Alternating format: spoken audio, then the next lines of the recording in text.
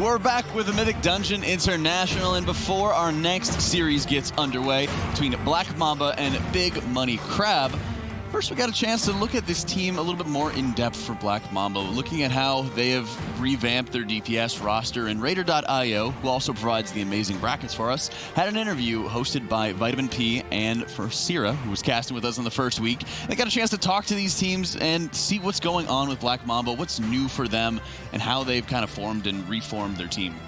I believe it was also translated by Nazda as well, who's somebody who's been giving us a lot of information about the Eastern region on Twitter, so shout out to that guy as well. But yeah, there's a lot of really interesting information about Black Mamba. They talked about their team mentality going forward, how they know they haven't qualified for BlizzCon, but they still want to play out. They're really prepping for next year right now. They're making sure that they're getting together as a team, they understand calls, and like a lot of their internal problems right now, they feel like they're just not gelling that well so far. Yeah, it really seems like a really big deal for those kind of groups is the experience, right? So whenever you switch your DPS roster completely, even if you only switch one person, as we've seen for 40K in the Western region, also having some trouble as soon as they only switch one DPS player, not doing so well in the first two cups, but then really recovering for the third one. So I think just getting the synergy going on again for these kind of teams is really important. So it's good to hear for Black Mamba that they're there to stick and move on for later cups. Yeah, let's see how they do, as coordination will be key in this incredibly trash-heavy dungeon of the Motherlode. Here's the Warlock and Holy Paladin coming out of Big Money Crab. Do you guys see that logo? That is a big money crab right there. I love it. I love it. Dude, I'm so excited. I've always thought that Destro could have a spot in MDI. It's going to be interesting to see how he's playing too. He's doing a lot of damage right now, because there's a thing with Destro Warlocks right now.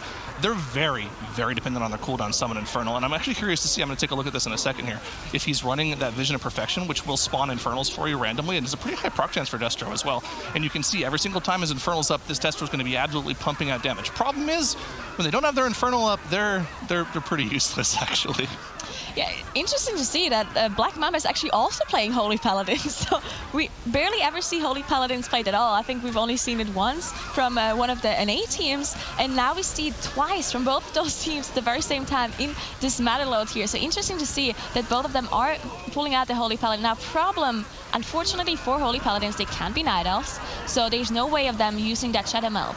But Warlocks can also not be Night Elves, and therefore they probably have a strategy to just play around that, maybe have some death skips, do something later on. But it really seems like Big Money Crab is doing some interesting pulls here at the very start. Other teams just go past this trash and Shadow Meld off your aggro, or they shroud past this trash at the start.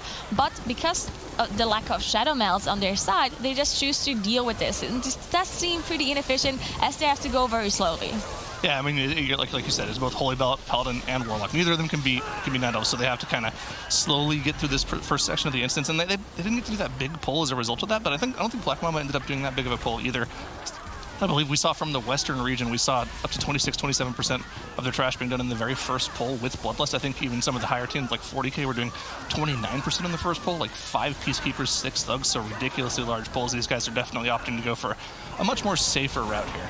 Yeah, most definitely. And it's a teaming environment, so that means you need to do a lot of trash to be able to get your 100% enemy forces. Because how teaming works is that there's going to be more mobs available in the dungeon, but each mob gets less percentage, less enemy forces, because of the fact that there's more trash available. But in Motherlode specifically, there's so much trash that you don't really want to deal with, because it's so inefficient to kill. Like the trash we've seen in the R&D wing after the second boss, that mostly just gets skipped completely by all of those teams. And if they try to pull it, they had those huge team webs coming in. So they somehow need to get that 100% trash here, and it might mean that they're going to pull some interesting trash. Now, with Big Money Crab pulling this trash here at the very start, that means they probably don't have to deal with any of this difficult trash later on. Niles, already a death from the Warlock on the side of Big Money Crab there, unfortunately, which is kind of weird to see. Warlock is definitely one of the most inherently tanky classes in the game, especially playing Destruction. Of course, you have the Soul Leech shield from all of the damage you do. A small percentage of that gets transformed into an Absorb shield as well.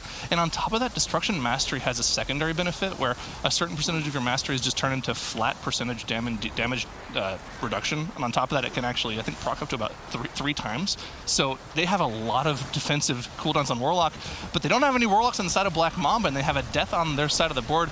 And if I'm correct, they have to use their Battle Rise. They didn't do any of that early trash as well. So Battle Res goes off for Black Mamba. Moon almost died as well, managed to park his cheat death and barely get healed out of it, but this was a dangerous pull, and it's still dangerous as well. This is a Grievous Affix, so every time they're below 90% HP, they're going to be ticking slowly more and more damage until they get healed back above 90% here, and this is just looking very scary for them right now. There's so many things to talk about. I don't even know how to start, because I just saw that they're playing Frosty K as well on Black Mamba's side, and they're playing an Arms Warrior. So Big Money Crab, they're playing the Fury Warrior, while Black Mamba is playing the Arms Warrior, and they also have a Black Decay on their side. So just so many different classes and comps coming in for those two teams. Black Mamba fortunately did recover, got their Arms Warrior back up alive, so they should be able to finish off this pull, but they're definitely struggling as the Bob comes out on one of the DKs here. Also, not only that, but they're also playing an Assassination Rogue instead of an Outlaw Rogue. Every single one of these picks is off meta. These guys are trying to break the meta right now. And I mean, to be honest, Black Mamba is the team in the Eastern region. I would say I'd say they're probably about the third best team if we don't talk about Battle for Champ, because they haven't played in the summer season at all. I'd say they're the third best team behind Team D and Buff or Nerf Rogue. So they're definitely a team that has the presence to be able to kind of go for those interesting picks if they really wanted to. And we're gonna have to see how it works out in this dungeon. We have really good benchmark times from the Western region last week, where the really quick teams are going in the range of 16 to 17 minutes. I think we already saw early on from the size of these big pulls that they're doing that they're probably not going to be in it quite as fast as the Western region. I mean, right now, after 5 minutes in the dungeon, they have the same percentage as what 40K had in their first pull, so it's kind of hard to say that. But at the same time, with that Grievous Affix, I think they have more to deal with than the Western region did. Yeah, it seems like both of the teams are finishing off their pull here. So Big Money Crab is on 18%. They're going to get a lot of percentage from finishing off those Peacekeepers in a second, but they're still behind to Black Mamba. They're 5% behind at this point, but at least they're playing safe and steady really on their side, and they finally now got into this area where there's all the trash they need to kill. Froggy unfortunately going down just as they pulled the trash. It seemed like he was charging in before the tank got the aggro, unfortunately, and Concrete also struggling a little bit, as we have Grievous again as well.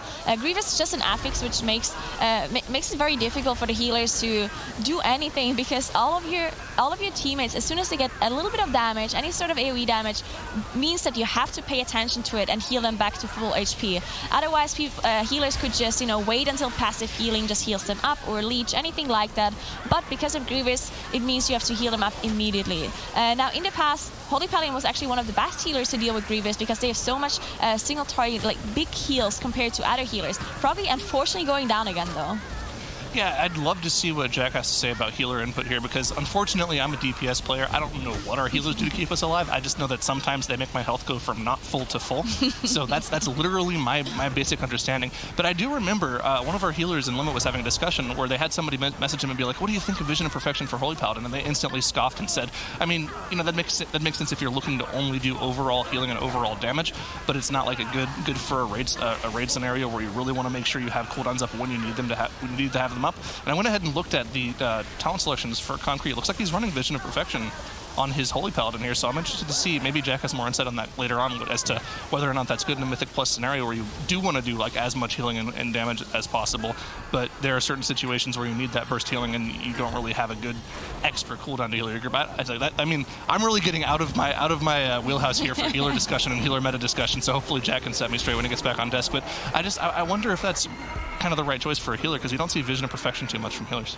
Yeah, so in this article, Black Mamba actually said that their healer really loves Holy Paladin, and that's what he plays on live servers. So we actually see some differences in talent choices and the trait choices here between those two Paladins. So interesting to see, because it's the same affixes. Now, of course, they're running different comps and probably different strategies too, so there might be a reason why they're picking those different talents. But most Paladins seem to have their big cooldowns on CD most of the time. Now, fortunately, Lay on Hands is not going to deplete all of your mana, and is not on a 1 hour cooldown here this time around, so they can use it more often, and it's not going to be as big of a cooldown as it used to be. Yeah, same thing with Shield Wall, right? It's not an hour with 30-minute cooldown or an hour. I don't. That's also out of my wheelhouse too, so I don't know anything about that. Of course, Niles does have more. He can actually use his fire abilities here, as you can see. He's actually casting Incinerates and Immolates and Chaos Bolts, because not everything is immune to fire, fortunately for him.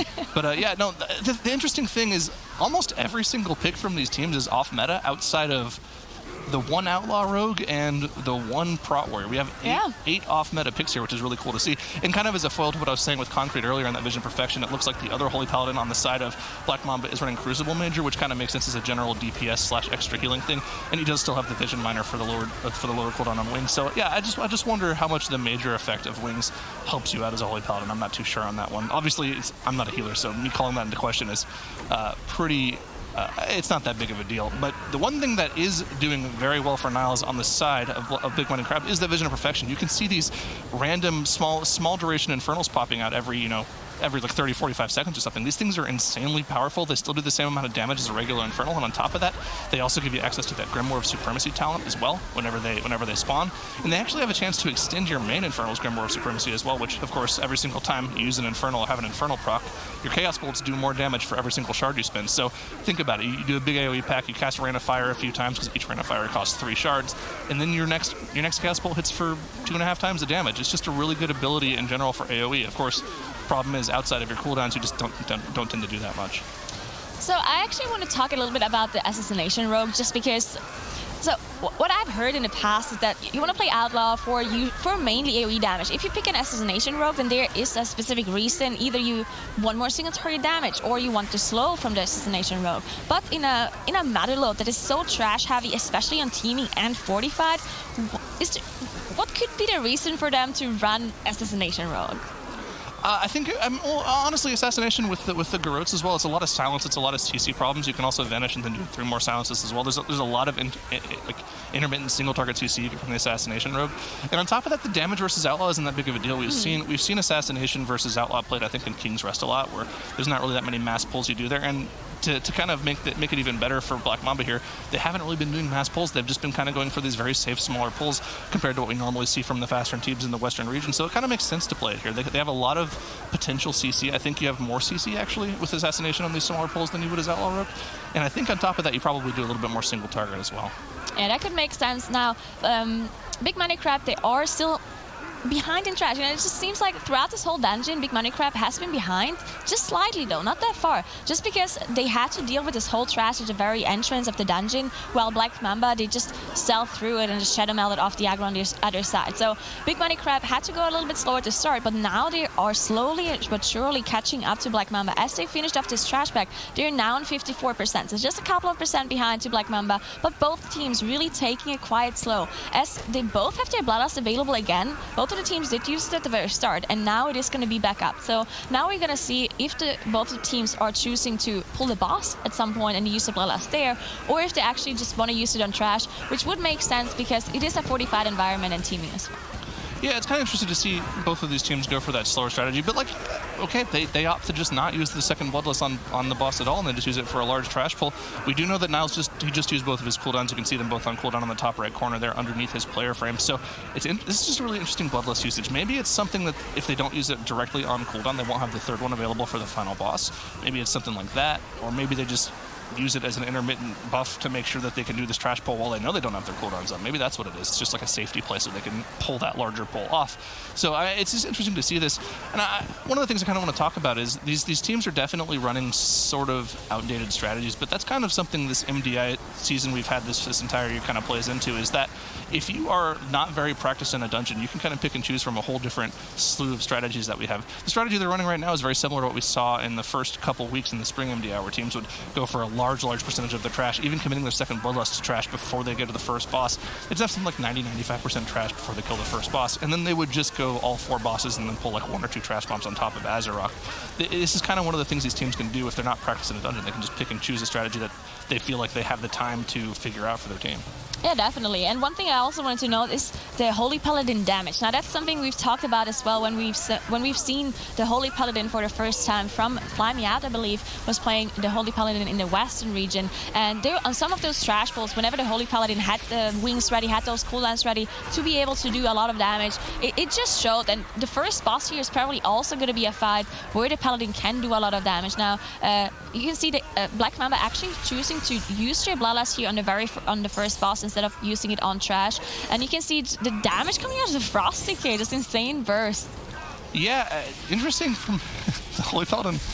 I'm not really sure what that was. They don't have wings available for this, so it's not. Yeah, he kind used of it right before the boss. Right interesting, yeah. Yeah, kind of. I mean, I'd love to see Holy Paladin damage on this boss, especially with the damage buff, but it's not like he's doing bad damage right now. He's just not doing what we know Holy Paladin to do when their burst is available. Like, we usually see them do a lot more than this with burst. So, unfortunate that we didn't have wings there. I would have loved to see the Holy Paladin pop off. Maybe it'll come up later on in the poll. I'm not too sure if it will or not, unfortunately. But yeah, it's at the same time, it's not really a boss where you'd want to see them pop wings either, because it would as the wings gets popped, or just pure damage. This isn't really a dangerous boss, right? As long as you get people out of Grievous in this affix, you're not really going to have anyone die as long as they don't get hit by the frontal. So I don't really get that. They're just doing this for damage is all. But the thing the thing this solidifies is they will absolutely not be going for a large pull that we see from a lot of Western teams right after this boss, because they don't have the wings available. Yeah, most definitely not. Now, one thing that makes this boss a little bit more difficult, though, is Grievous, right? Because the boss does do this huge AoE that knocks everyone back and applies Grievous to everybody. So that's definitely something you have to keep in mind. So maybe using 1 or 2 cooldowns here is fine, especially if you get damage out of it as well. Now, you can see how low you actually drop here, as the whole group is in one HP. And actually, Wong dropping very low and just now being able to get healed back up. Now, they are going to finish the boss off very soon, so they should be able to not have any deaths here. But struggling there a little bit at the very end. Maybe also absorbing some of this gold on the floor, maybe just trying to greed it a little bit at the end. Now, Big Money Crab also engaging the first boss, but we want to see what Black Mamba does now with this trash. Yeah, definitely want to see that. The wings still is not up. It's like probably 15-20 seconds off cooldown, so I don't really see them going for a massive pull here. Or maybe they'll be able to live for the first 10 seconds without the wings. I'm not sure. I want to press that top button, help, because I'm completely curious what's going on with the Holy Paladin here. Still no wings available for this is like just really dangerous, it seems like, for them. But wow, that Frosty K is doing a lot larger damage. You saw the dragon come out from him as well. I don't think we saw that from the previous Frosty K we saw. Either. So that's just a different talent twist on top of that. But yeah, it looks like this pull went incredibly well. Even without the wings, just really safe pull from Black Mamba. And at the same time, it wasn't as big as we've seen from the Western region, where they'll sometimes pull up to like 4 packs. I think they only pulled 2. But as long as you get the Rock Lance casts from those Earth Shapers, there's not that much that can go wrong here. Of course, tank damage is definitely a problem, but with no necrotic or no bolstering, nothing that makes the trash more difficult to hit the tank. I mean, more difficult for the tank, rather. That's not that bad. That's not that bad of a pull, honestly. And don't we love this animation? This big dragon coming through for the Frosty K. One of the most beautiful animations in the game, really. Now, the other beautiful animations are from the Warlocks. Unfortunately, I'm very jealous, because I would like to have those cool Chaos Bolt animations, as you can see Nals casting some of them as they are fighting the first boss on their side. Now, both of the teams actually on the exact same trash percentage at this point. So Big Money Crab, of course, still behind, because they still have to finish off the boss. And they also have 2 more deaths, so 10 seconds in favor of Black Mamba as they make their way onto the next boss. And Big Money Crab not having any sort of problems at all on this first boss. And you can see, again, the Holy Paladin damage, doing 35k single target DPS, definitely quite a lot. Although the boss does get a damage increase on him, so definitely have to keep that in mind too. And I will see what Big Money Crab does here. If they actually choose to do a similar pull to Black Mamba, or if they choose to do a pull that we've seen from the Western region.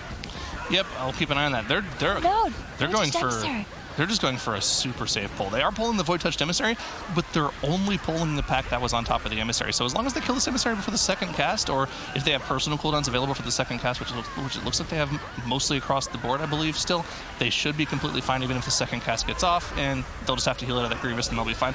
But this is, once again, just a much safer routing strategy that we've seen from some of the better teams. Is it safe, though? Like, I kind of disagree, because this Void Touched Emissary wiped like 3 teams before already, just because they didn't have enough damage to finish it off. And then when I saw them pull it, I was like, oh my god, why are you pulling this? And we tried to like say to the teams, stop pulling this Void Touched Emissary. It's not gonna work out. Don't do it. But Big Money Crab, I guess the other teams just wiped because they were trying to pull more trash on top of it, and therefore not having enough damage to finish it off. While Big Money Crab just, as you mentioned, just one pack that is right there next to it. So just a lot safer by just completely focusing the Void Touched Emissary and being able to get it down. And by finishing off the Void Touched Emissary, it just makes up so much more room here as well to be able to kite those other difficult packs. So maybe you're right, it is just a safer play to be able to just create more room in this area. And this is kind of one of the problems with Destro, as you can see on this side of Big Money Crab here. He didn't have his cooldown available for this entire pull, so he's completely at the mercy of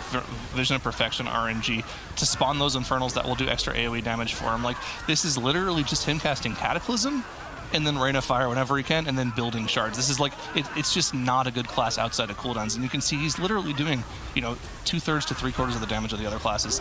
This is one of the reasons we haven't really seen Warlock that much this entire MDI. Like, all of the 3 specs have their own individual problems that make them not really good for MDI. Demo has everything you would want from a class. Fantastic AoE, fantastic single target burst, doesn't have an interrupt, so okay, not going to see that in MDI. Destro, it's too cooldown reliant. Affliction is just a worse version of Shadow Priest, and we've only seen 1 or 2 Shadow Priests this entire MDI, and I don't think either of them really had a fantastic showing, so I don't think we'd ever see that either. So unfortunately for me, Warlock just not something we're going to be seeing that much in the current state of the game. I mean, I wish a Moonking could do so much damage even with cooldowns on AoE packs, so there's still classes that are worse than that, thankfully, for Warlocks. As Black Mamba, they're actually dealing with some of this trash that we've talked about earlier. You see some of those excavators being pulled here for Black Mamba, but it seems like they're taking quite a long time to finish this off, as they are on 88% now, and Big Money Crab, actually, they're catching up a little bit now in percentage, so this is still a very close game between those 2 teams. Now, both of the teams are probably trying to get as close to 100% as they can get before they engage the next boss, because there's not much trash anymore that you want to deal with after the second boss. We've seen some teams pull War Machines on top of the 3rd boss, and we've seen some of the teams deal with some trash in the R&D ring, but it really it's not beneficial to them. It's not efficient, and it's also very, very scary to deal with. So they want to make sure that they get as close to 100% here in this area as they can. And it's important to mention for both of these teams, since they do have a Holy Paladin, they're going to have to pull off some sort of battle res skip, or they're going to have to pull on some skip where they have a lot of setup involved, like where we see the Holy Paladin and Vizpot all the way around one of the sides and get out of combat, and then their tank will have to pull the final trash pack before Rixa for them. That you don't have to use a battle res that way, but it takes a lot more setup time, so I'm curious to see how the teams plan on setting up their skip with the Holy Paladin. We've seen a couple different strategies, but of course the easiest way of doing it if you have a battle res available is to have everyone run through, have the Holy Paladin die in that sludge around Rixa Flux Flame quickly, and then you can have one of the DKs easily battle res them up. But that will cost a battle res and of course a death as well. And unfortunately for Big Money Crab, actually, Big Money Crab, they could battle res the Warlock and summon Portal the Holy Paladin as well, because that's utility that we haven't had. And on top of that, one of the things we haven't mentioned as well is the #1 reason to ever bring a Warlock to your key, Healthstones. They've got Healthstones available as well, so they should never die to spot damage. Yeah, and it's so good for Grievous too, right? Sometimes your healer is just like, you know what, use Healthstone, so I don't have to heal your Grievous stacks away. It's actually very nice to have in those Mythic Plus environments. And Soulstone really is one of the best battle resets you can possibly have in M+, if you do any sort of skips, right? If you want to have death skips, being able to get the Soulstone on the Holy Paladin, just running through, having him die, that's so nice to get it back up, right? So as Big Money Crab is engaging the first boss here, the second boss, sorry, Azerok, while Black Mamba is still finishing off the mini-boss, Ascari, which will give them 100%, but Wong actually going down, unfortunately. They have battle rests available, but Wong immediately releasing. I'm not sure if that was the right choice. Maybe you should have waited for the Frost Leaky to get the battle rest off, because it's going to take him quite a long time to get back. And Ascari is still on half HP, so you just see them kite it around and try to survive here. I'm so disappointed in myself right now.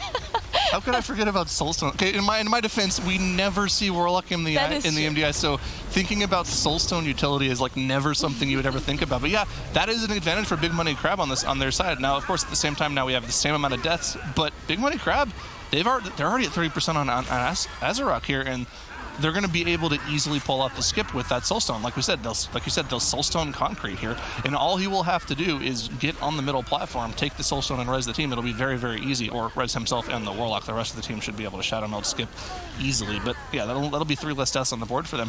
Whereas Black Mamba, they don't have the ability to do that. So Big Money Crab, actually, I'd say they have a huge advantage right now. And for the rest of their trash, they could probably, they have the War Machine and the Mechanist right next to them for 5% of the trash if they want that. But I don't know what they would do for the rest of the percentage here. I'm interested to see how they plan on filling that out. Yeah, I hope they're not going to try to do some R&D pull and then have 20 deaths like we've seen from some other teams in the Western region. They have Bloodlust available. Oh yeah, they also have Bloodlust available. So there's, I think think Warlock actually scales really well with Bloodlust, right? So huge damage coming out from the Warlock there, so they could possibly try to nuke something down here in this R&D wing to get the last percentage that they need. 8% is quite a bit though, because it is a teaming environment on top of, you know, just Matterlode being so trash heavy in general. But it looks like they're doing a skip as they're just running through. I assume their Holy Paladin does have Soulstone. Yeah, you can see buff. Yeah, you can see the buff actually. Now, I think we've talked to another Holy Paladin team that they were trying to do the skip, this very skip that we see from Big Money Crab here. They were trying to do the skip without having the full team wipe. Because they had a Holy Paladin without Shadow Melt, and they just couldn't pull it off. They tried so many different things where the tank would pull it to the side, and the Paladin doesn't get in combat somehow, just walking past. But it was so inconsistent, and they didn't really manage to do it. So having the Warlock here actually saving them quite a lot of time. Even though, you know, of course, you don't save time by having your team die, but it's still, at least you managed to do the skip with the Warlock. So that's something for them, while Black Mamba is still fighting Astrok at this point. They are 98%, so they need a lot less trash compared to what Big Money Crab needs, though. Also, just something else that popped into my mind here as well, because, you know, I just got done doing a farm a couple days ago on Queen Ashara. The other extra bit of sort of utility you have as a Warlock in Motherlode is you can dispel the magic debuff on this boss with your imp. Yeah. So they're not going to take any dot damage this entire fight. This could just be a nice single target boss encounter where all they have to worry about is tank damage from that frontal ability. And like you see, both chemical burns instantly being dispelled by the Warlock and the Paladin. No big deal whatsoever. This boss is going to be great purely because of the Warlock. And look at the damage too. Warlock's so strong with Infernal. Man, Warlock is great. Why don't we see more of it? Let's see a lot more Warlocks. If only they could have Shadow Melt. Anyway, you can see the Holy Paladin also doing a lot of damage. I mean, just keep an eye on the damage in general from the Holy Paladin. They just do a lot of damage on single target and on trash too. Now, unfortunately, on the other side, Black Mamba having so much trouble on Astrok here. They have 2 of the damage dealers die, and they don't have any battle rests available. So they can finish off this boss very likely with their 1 damage dealer that they have left. And fortunately, it is an execute class, so there's something in their favor here. But it's still going to take quite a long time to finish this off. This is actually... Big Money Crab is so far in the lead at this point, and for this whole dungeon, like most of the time, it looked like Black Mamba is ahead. But now, with them making a bunch of mistakes and maybe not really having the best routing between the first and the second boss, falling behind at this point. Big Money Crab finishing on Rixa Flax Flame here, and we'll see how they do the skip again, probably just using another Soul Stone on the Holy Paladin. Yeah, something I think is really interesting on Niles as well is, you know, I'm going to keep talking about the Warlock because that's my wheelhouse as well. And honestly, there's not really too much left in terms of strategy going over the dungeon here, and, except for what they plan on doing for the rest of the trash, but we'll see how they plan on doing that in a second here. These 2 mobs should give them about, I believe, 4 or 5% trash, and then we'll have to see what they plan on pulling for the rest of it. But another choice as well is Niles didn't really go all into the Destro Warlock playstyle. They're just going to pull these 2 specialists, and that'll get them close, or it might give them all of it. I'm not 100% sure, because nobody ever pulls those trash bombs, so we don't know how much percentage they give. And Niles didn't go all into the Destro playstyle. Now, the Destro playstyle is purely revolved around that Infernal, which is just kind of your major source of damage. It gives you shards, it makes your Chaos Bolts hit stronger, and it's every 2 minutes. You get 15-second cooldown reduction from having one of those crashing Chaos traits, which makes your Chaos Bolts do more damage when you have your Infernal up. And on top of that, you get a big cooldown reduction from the Vision of Perfection, which gets you close to 2 minutes. It's like 2 minutes, 15 seconds something whenever you're a 65 neck, which is what these guys are at. But he didn't buy into that. He's using an Aquapotent Nautilus as his on-use trinket, which doesn't really buff your damage at all. It's just like it's an extra AoE damage trinket from cooldowns. We normally see healers run that. I would much prefer to see him just completely buy into the Destro Warlock playstyle by using like Ashara's Font of Power, which gives you like 3,500 int on use every 2 minutes. Stack that with the Infernal, you do massive amount of burst damage. I'm not quite sure I like the Aquapotent Nautilus play from him. I really like that zoomed in point of view of the gnome here, which is Niles. Beautiful as we see them run up to the last boss here. We saw the Soulstone being casted on concrete, so he's the one who is going to be able to rest the team up if they die. Now, there are 3 people with Shadow Melt available, so in theory, they wouldn't all have to die. Froggy, for example, just didn't manage to get all the way to the top here. There's also something you can do, which probably would have saved them a little bit more time as well, is you can shroud quite a long way up until this very very end. Then the War Machines, they do have True Sight, so you can't go past this very last War Machine, but you can just have one of your, like your tank, for example, pick them up, go pull them to the side, and then the rest of the team walk through. But they decide to just run through and die and have Concrete rest everybody up as they get their rest up now. Now, they're on 11 deaths compared to the 9 deaths of Black Mamba, so it's only a 10 seconds difference here, and they're already on the last boss. You can see the Soulstone, the Hellstones being casted here as well. Big utility coming out of the Warlock here of Niles, as Black Mamba, sorry, it's just now on the way to Rixa. Yeah, big players make big plays, and they are on Big Money Crab, so they know everything about being big. So the Hellstone drop is huge. Just refreshing those Hellstones is, I mean, this could be a 4-minute fight with none of the cooldowns and no bloodlust available, so they could end up using all 3 of those Hellstones. And even playing safe for his healer, hitting the drain life, even though there's no reason to hit that when you're at 90% HP as a Warlock, just being a huge team player here, letting Concrete pump out the damage, because let's be honest, a Warlock without cooldowns is worse than a healer, as you can tell by looking at the damage meters here. So yeah, knowing his role, not playing for damage when he doesn't have to, just big plays from Niles there. Oh yeah, definitely big plays from Niles, as he's struggling to beat the Holy Paladin and the Warrior, the Tank Warrior. But Black Mamba having some trouble here, as they were trying to skip some of the trash up until the boss, but it seems like the Head of Death come in and they can't really get rid of the... See, this is the difference, right? Their Holy Paladin doesn't have Shadow Melt, of course, but they don't have the Warlock for the Soulstone. So with their skip not working out, they actually have to finish off this trash, because there's no way for them to get the people back up, because they have no battle rests available. So they need to finish off this trash and then get the Masters off from the Holy Paladin, just losing a lot more time again on their side, unfortunately. Now, Big Money Crab, they are in the first intermission phase here. Let's hope none of them jumps outside the arena. Are you saying it's time for me to come back now that Warlock's back in the meta? Like, is Warlock the answer to Holy Paladin? Is that what makes Holy Paladin a good class for Soulstone skips? All right, I'm coming back. Let's do it. MDI 2020, I'm going to win the whole thing. Let's go.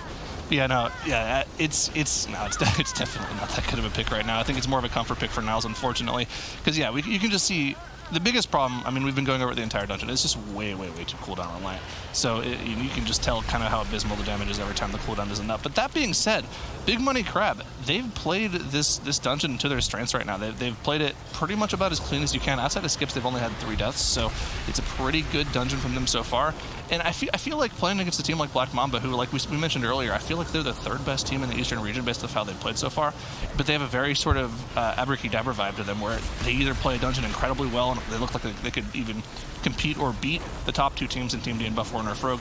But then there are other dungeons where they go for their big strategies, they go for the big pulls, and they just have catastrophic wipes. And they've been kind of playing around that lately, where Black Mamba's been going for just these super safe strategies, because they're kind of in a position where they can play their super safe strategies against every other team in the region and still beat them, but they know that they almost know that they have to play tough against Team D or Buff Warner Rogue, or they're just going to lose. Yeah, and I mean, so of course they're also playing a comp that is really not common at all, and they're trying to, you know, have some fun, play those different comps. But we've seen Method EU do that as well, right? And have those interesting comps being pulled out. But they did play the interesting comps and still executed everything properly and still had everything done properly, which we don't really see from Black Mamba here, unfortunately, on their side. So just having some trouble in this dungeon, while Big Money Crab, as you mentioned, the 11 deaths is really just from the death skips mostly, so doing a really good job finishing off the last boss and going 1-0. Big Money Crab cashing in. That's the catch of the day onto this one with the Motherload win under their belt. You love to see it. And you also, I feel like it's kind of Christmas is rolling around on this one. First we get the Boomkin. We fill up, you know, Nagura and Tettle's hopes and dreams onto that one. We get the Warlock. I got my Disc Priest last week. Are we going to get the Prop Paladin for Sloot onto this one? Soon TM. We already got a Prop Paladin. It's just Sloot wasn't very happy with it. Aww. Sloot sad. And I already got the Mage 2 weeks ago too, so I'm happy. Sorry, 3 weeks ago. We've had some plenty of Mage to use to great effect onto that one, and Niles, aka Big Papa, was able to pull out that Destro lock titles. Yeah, it felt like overall both of these teams were just having a lot of fun with it. We saw some Frost Death Knight, we saw some Arms Warrior. Both of these teams, like the Frost Death Knight and the Arms Warrior at the very beginning of this instance, were actually doing insane damage just with some of those pulls that they were able to pull off. Blood Death Knight is always pretty unique in the sense of like it can like facilitate some insane pulls with Gorfiend's Grasp, but this expansion we've seen like a lot of snap spots being utilized, so Blood Death Knight has less prevalence overall. Additionally, it looked like the Destro lock on some of the pulls that they were doing, whenever he did have that Infernal available and all of those cooldowns rolling, was also able to do an insane amount of burst DPS. So it seems like there is still a place for all of these unique niche picks. Probably not with the comps that they are running. Yeah. However, there is a spot for each and every single one of them, it feels like. Well, that was the most interesting thing. Since we're in Motherload, it's very skip-heavy dungeon onto this one, and both teams running Holy Paladins as well. And as we know, Holy Paladins cannot be Night Elves, so that also throws kind of like a spanner in the works for a lot of these teams trying to pull off skips. Yeah, because Holy Paladin, like the strengths of Holy Paladin is that it does insane amount of damage. In any dungeon that you could actually facilitate Holy Paladin just by using like Rogue Shroud or something else is fine. But whenever you need to like rely on Shadow Meld to be able to facilitate your skips, then Holy Paladin obviously loses a lot of value. They're also not that sick at dealing with beguiling overall, because most of the time you'll have the Resto Druid just like spam Moonfiring the Enchanted Emissary or spam Rooting the Tides or something like that. But Holy Pally just like walks up and dodges the Enchanted, and you're just like, all right. Well, yeah, you like hand the ball off. Like, doesn't Warlock have some like 2-second root or something like that? I keep getting hit by it in PvP.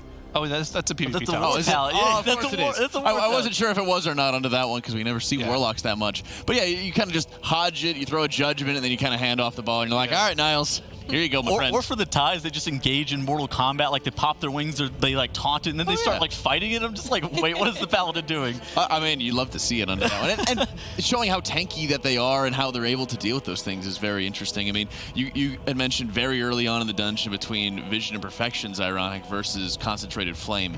And I believe the essences for Black Mamba were really kind of weird. He was running with Concentrated Flame. He was running with Light's Hammer as well. The alternative to which is you have a talent that starts giving you more cooldown reduction for Holy Shock. And then the Holy Paladin was also running with Beacon of Virtue. So he was running with a bunch of talents that don't really synergize well with using multiple Holy Shocks. Instead, on the side of Big Money Crab, he was running with Vision of Perfection, so he's getting the occasional Wings procs. Whenever the Wing procs, of course, is going to be the next Holy Shock is guaranteed to be a crit, so it's even more damage or even more healing that's going to be pumped out onto it. So it was interesting to start seeing those differences onto that one, but I definitely think Big Money Crab had the better idea with the Paladin build there. But we'll have to see what they're going to be bringing into the next dungeon, because we'll be taking a quick break before we go into Shrine of the Storm. Don't cash out yet. Game 2 coming up on the other side of the break.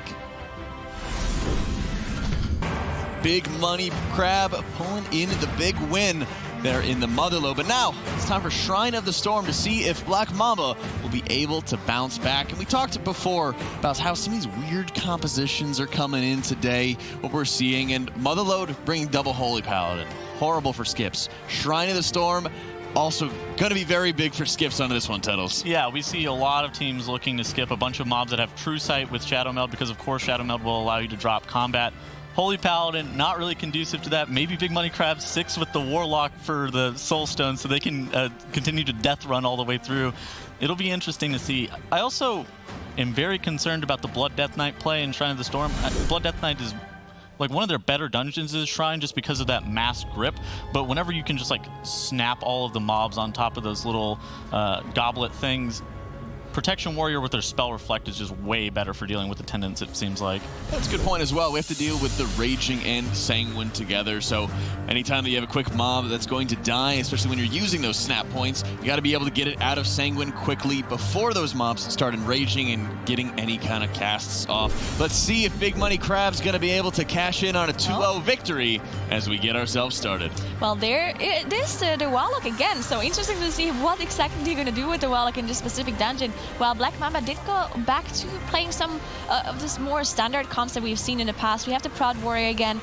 We do also have an Unholy DK, it seems like. And we also see a very familiar pull out of Black Mamba that we've seen so many times, where you just snap all of the trash here at the very start on top of this lantern, and then you see the tank Wong just kite backwards to not get hit by all of those water blasts, especially because we have Raging. So once those mobs are in raging range, you do not want to get hit by those water blasts as a tank. Yeah, I mean, we saw how difficult Raging was in this particular dungeon last weekend in the Western Cup. So many of these tanks that are in the top teams in the West will just go down to multiple water blast casts with just so much damage in general. So the fact that Black Mamba is able to pull off this first pull so cleanly so far, it bodes well for them for the rest of the dungeon, because honestly on Raging, this first section of the dungeon before Aquaseer is the hardest part of the dungeon to do. And once again, there's just so many skips you have to do in this dungeon. Having the Rogue available for this particular skip as well, where you're going past that Tide Elemental, is very big for both teams in general. So we'll have to see if Big Money Crab is able to pull that off on their side as well. But the Big Money Crab is not really doing what you would see from a normal MDI pull route. They went to clear the first room, which is very inefficient in terms of trash percentage. It has one Shrine Templar plus a whole bunch of the attendants in there that don't give that much percentage. And on top of that, they're just kind of slowly moving forward through pulling one trash pack at a time. So this looks like it's more of a strategy where they're just going for how they would normally pull a dungeon on live versus having a fully fleshed out MDI route for them. And to be honest, after that mother load where they won against Black Mamba, it wouldn't surprise me if they feel like they're totally comfortable doing this kind of pull strategy and just barely 3-chesting or 2-chesting the dungeon in terms of time, and they kind of have a chance of winning the dungeon. And as we see on the side of Black Mamba, they've already had 2 deaths to this trash pack, one of them being the tank. Moon had to run back. The battle res does come out on Wong there, but like, if they have another death, there you go, another death coming out from one of the rogues and the DK. This pulls over for them. They have to kite this out, or they don't have any way of finishing this off with just one rogue alive. Yeah, fortunately, Tagorian also going down for a Big Money Crab here on the right side of the screen. Now, fortunately for them, they did pull this first trash pack that you've mentioned before. They were playing it safe, not skipping past this trash, and therefore, when you go down, you can just release and run back, which is something that Black Mamba cannot do, as they have a full team wipe now, coming in 7 deaths on the board, and now they have to all release and stealth back. Now you see Andres, fortunately, being able to stealth past this first trash group that they skipped at the start, and now we hopefully can see the Masteress being able to be casted by Envis here. Now, it's a little bit more difficult to skip this living elemental here as a Ras to do it, because you don't have the distract, and it looked like it was looking towards him as well, but he was able to go past without getting combat, and now he can get the Masteress off. But yeah, as you mentioned, just Big Money Crab, they're now in 15% trash as well, the same percentage as Black Mamba, but because they're playing everything safer, they just don't have any problems. They don't have those huge team wipes, they don't have any execution problems, and therefore they're ahead at this point. This is the recurring theme we keep talking about with Black Mamba more than any other team. Like we kind of said they were a lot like Abracadabra at the start of the year in the Spring Cup, which because that's what Abracadabra was back then. They were a very hot or cold team, but they've gotten so much better in the summer season.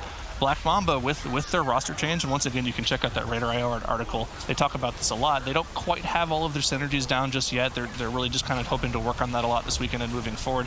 But this team practices a lot. They put a lot of work in, and it kind of sucks to see them not be able to pull it together a lot, because this is a team that you kind of want to root for. They have a really cool mentality towards the game. They're very down to earth, surprisingly for a team that puts so much practice in. So it was fun to read that article and learn more about the teams. But we keep talking about this hot or cold situation from Black Mamba, and once again we talked about it in Motherload. They lost the Motherload because they went too easy on the dungeon, but already in this shrine, just one full team wipe and a couple extra deaths on the board because they went for too big of a pull that they weren't really necessarily prepared to do, and it looks bad for them already. I mean, Big Money Crab. Oh, I love this. The Warlock utility, the gateway to get past the living elemental. Oh, so many cool gateways still in the game. Love seeing that. That was awesome to see. Yeah, so Black Mamba, yeah, that's really the story of Black Mamba, really. In the past, it just seemed like they were trying to do all of those big MDI pulls that other teams were pulling off properly, but they just didn't manage to really do it, kind of like Pain for Femme at the start when they reformed.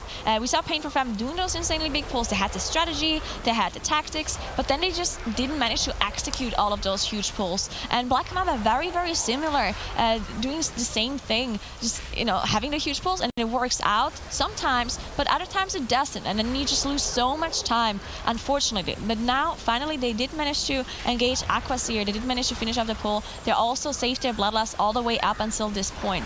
Big Money Crab, on the other hand, they're still dealing with trash, so they're going to be quite a bit ahead in trash percentage on their side, so they will be able to skip some trash later on. Unfortunately, though, they don't have the Shadow Melt available on Niles, on the Warlocks, so whenever they do one of those skips that we see in this dungeon specifically, then we will have to see the Masters come out of the rest of it. Unfortunately, the meme is not reality. We were joking about this before the in between the matches here while we were on break. Is like, oh, what if Niles pulls out the double interrupt Warlock strategy? Of course, for one of the talents, you can take Grimoire of Sacrifice, where as a Warlock you maliciously destroy your pet to buff yourself, and you give yourself the pet's ability. Now, what you can do as a Destro Warlock, and you never see this done because nobody ever takes this talent, but we learned about this in the beta for BFA. You can havoc a target, which replicates all of your spells onto the second target, and then you can interrupt. And you can interrupt 2 targets at the same time. This is incredibly useful in well, as a caster, it's incredibly useful. Usually you just take 2 melee DPS instead, but as a caster, this is one of the most interesting uses of double interrupting as well. You can use it on the final boss in this dungeon. It's just really useful in caster-heavy dungeons. Unfortunately, he's not doing that, so there's no reason to talk about it, but it's just kind of fun. It's a fun little insight into Warlock. You know, you can do little things like that if you really have to do it. Yeah, I actually did not know that, and thankfully, I guess I didn't know that, because as you mentioned, or as you told me, it's a huge damage loss to pick that, so thankfully Niles did not do it. As Wang unfortunately goes down for Black Mamba. They don't have a battle res available, so this might be a huge problem for them. They are in the intermission phase, so maybe if we use some of the cooldowns come up, then they might be able to finish it off, but one of the rogues going down as well, so this is going to be a huge problem. It might just be a huge, a full team wipe, as one more damage dealer goes down, yet it's not going to be able for Black Mamba to finish it off. Envy's is trying to get the Shadow Melt off, and there we go, the boss reset. They also had Haldis pulled on top of the boss, which we've seen from many other teams as well, something that Big Money Crab is not doing. And Wang, I believe he got hit by a rush and just died. I mean, this is a classic battle of the tortoise and the hare right now. Like, you've got Black Mamba, the hare, trying to go through as quickly as possible, but they're making so many small mistakes, whereas Big Money Crab, they're just chilling, they're going through slowly, they're making sure they get their interrupts, they're making sure they don't get one shot by anything, and, you know, they're letting the hare kind of hurt themselves here. Like, it's definitely a strategy in the MDI for like, and I wouldn't say the lower tier teams, but the teams that haven't really had time to practice the dungeons too much, and that's definitely benefiting Big Money Crab right now. Yeah, most definitely, and it's a tyrannical fight too, so this is going to cost them so much time by having the team wipe later on as well. And they also lost their Bloodlust because they did use it at the very start of the fight, so costing them a lot of time. Big Money Crab, they are in their intermission as well, not having any problems so far, and now they're going to have Aquasteer respawn again with low HP, 17% at this point, and then they can move on. While Black Mamba has to go through all of the same motions again, but this time around not having those big cooldowns to chunk through his HP at the start, not having the Bloodlust available, but they chose to pull Haldis on top again to make use of the field, of the buff that she drops on the floor. So that's something we've seen multiple teams do. Makes the fight definitely harder because you have this AoE that Haldis casts once in a while, so the healer definitely has a little bit of a more difficult job to be able to heal the group up, but thankfully Aquasteer doesn't really do any other AoE damage outside of the intermission phase, so usually not a big problem for those healers. They just want to be really careful once Haldis goes into raging. Yep, and you can see kind of the strength of the Warlock at the end there, as Infernal and Dark Soul instability were available for him at the end of the fight there while they had the haste buff up, so they were able to very cleanly deal with the rest of that trash on top of Aquasteer. Now, of course, just once again, slowly pulling, making sure they deal with these 4 Tide Stage Initiates, and I'm not sure if they're going to completely single target Windspeaker Haldis here. There is another nifty gateway you can do. If you see these 2 square pillars on the left, you can put a gateway from the first pillar to the second pillar. Is he going to do it? Oh my god, he's going to do it. Called it. Oh, it's beautiful. And you can just take that gateway to skip Windspeaker Haldis. It's perfect. It's a great strategy for teams that aren't perfect with skipping the mini boss. Oh, I didn't even think they were going to do that in advance. That's just great to see. I love it. There's also another gateway you can do on the next mini boss as well, right? On the bridge elemental, where we can go past. So maybe that's something we'll see from Big Money Crab here as well. Just great to see the Warlock utility being used to its upper potential here by Big Money Crab as they deal with some of their apprentices here and the Void Touched Emissary. Now we've seen a lot of teams actually go past this Void Touched Emissary in Shadow Melt off the aggro, but Niles can't Shadow Melt, therefore they are dealing with it. And Froggy unfortunately going down here. I do believe he got hit by one of those circle casts from the apprentices, one of those rolling blows, as you can see them casted right now, so unfortunately not dodging out of that one. But again, thankfully, because they dealt with all of this trash at the start of the instance, Froggy is just able to release and run back, while Black Mamba didn't deal with this trash pack, so whenever they have someone die, there's no way of them to get back outside of waiting for a battle rest or a mass rest from their healer.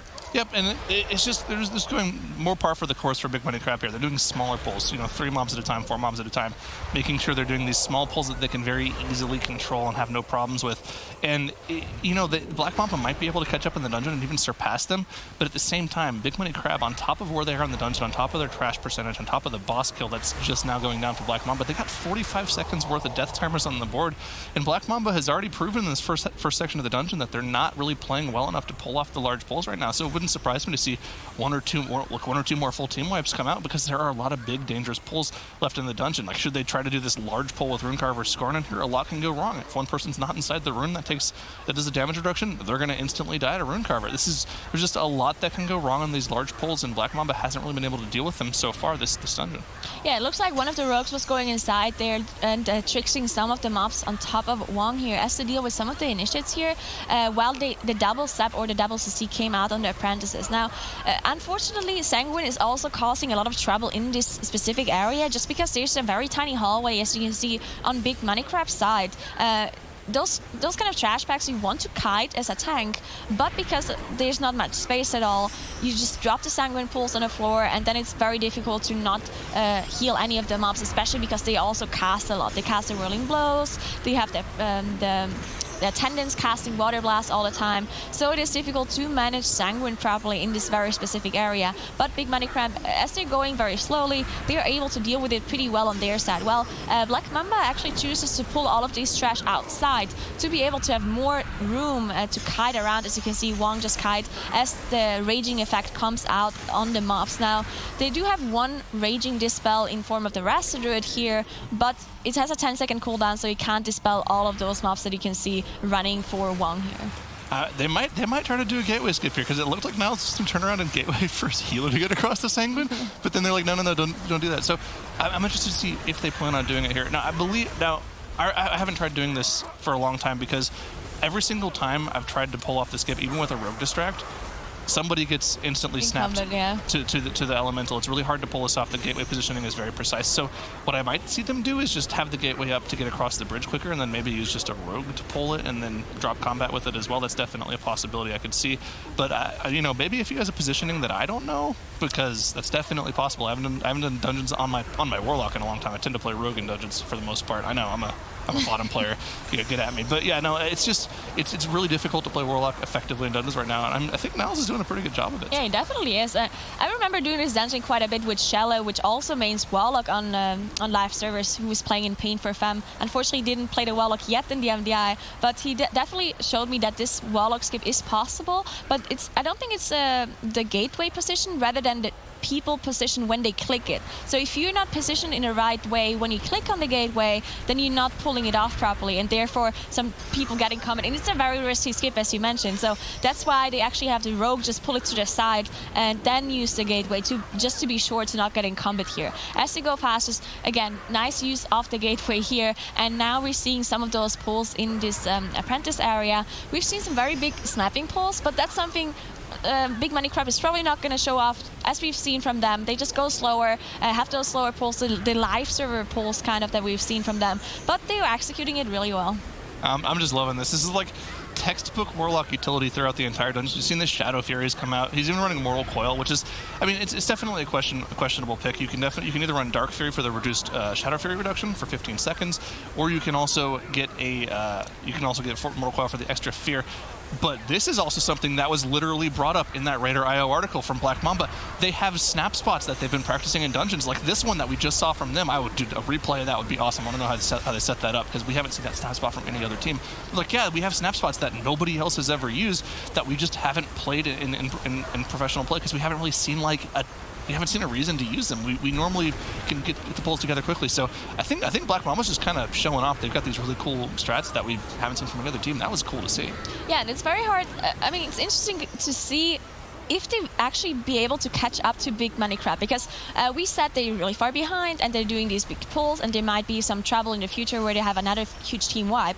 But if Black Mamba actually managed to do these pulls without having any further problems and execute them probably in the future, then there's definitely a high chance that they catch up to Big Money Crab, as they also have a full team wipe unfortunately coming through here, as I believe the Elemental unfortunately got pulled by one of the initiates as they were running away when they were low HP, just walking up the bridge, aggroing this Elemental, and they just had to wipe.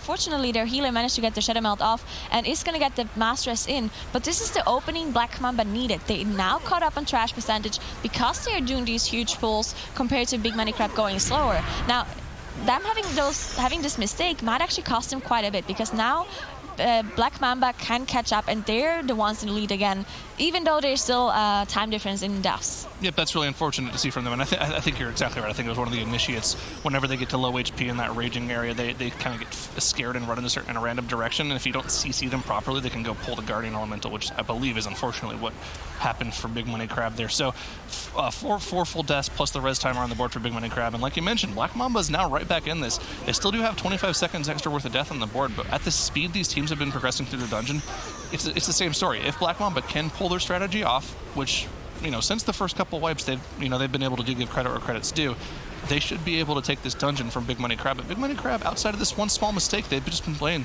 once again, slow and steady, hoping they can win the race that way. So we'll have to keep an eye on how these teams keep pulling the dungeon moving forward. Maybe Big Money Crab, now that they know that Black Mamba's a little bit closer, maybe they'll have to go for some bigger, more riskier pulls.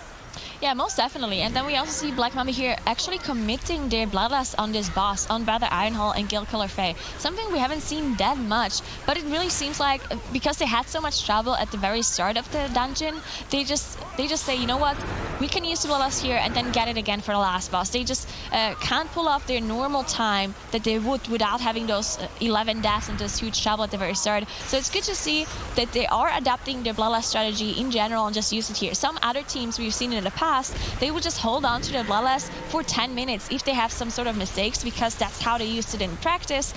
So even they just didn't adapt properly to the mistakes that they made. So good to see that Black Mamba is using the Bloodlust here just to be sure to get another usage off. While Big Money Crab is also now engaging the boss, also committing the Bloodlust. But unfortunately, they are pretty far behind when it comes to boss percentage. But because they're ahead in trash slightly, and they're ahead when it comes to death timers, it's just a very close game between those two at this point. I want to point something out here while both of these teams are on the same boss at the same time here. There's something that's happening on the side of Big Money Crab which shows to me 100% that they're not completely figured out in their routing in this dungeon. Whenever we talk to some of the better teams at the MDI LAN in Sydney back in June, one of the things that, you know, Method EU would talk about is, oh, well, how do you guys do your routing for your dungeon? Well, they'll figure out the route, they'll figure out which pulls they want to do, then they'll figure out which person will have their cooldowns coming up for that pull, and they will literally assign DPS cooldowns, say, okay, we have 2 Blade Flurries for this pull, we have a Storm Earth and Fire for this pull, we have Touch of Death for this pull. They know what's going where. And on the side of Big Money Crab, you can see that Niles, instead of opting to kind of like use his Infernal in very specific places, he's literally just hitting it on cooldown. He didn't have it available for the pull the boss with Bloodlust is, which is ideally where you'd want to see it as a Warlock. Now, credit where credit's due, Warlock is incredibly good on the 2-target boss. You don't necessarily need it up for the start of the pull. They should be doing good 2-target damage regardless, but just seeing their cooldown usage, like we were about to talk about. Fortunately, with the healer going down, they do have a Warlock Soulstone available, but it looks like they're just not going to go for the boss. They could res another DPS up and finish the boss, which seems like it would be the smarter play. Okay, they look like Barrow's trying to reset the boss or get ready for a battle res. They are going to go ahead and res Froggy up and finish off the boss with 2 DPS. But like I was mentioning, the DPS cooldowns, just seeing him pop them on cooldown, it's something you really have to think about as a class that's so cooldown focused, like we've been talking about this entire time.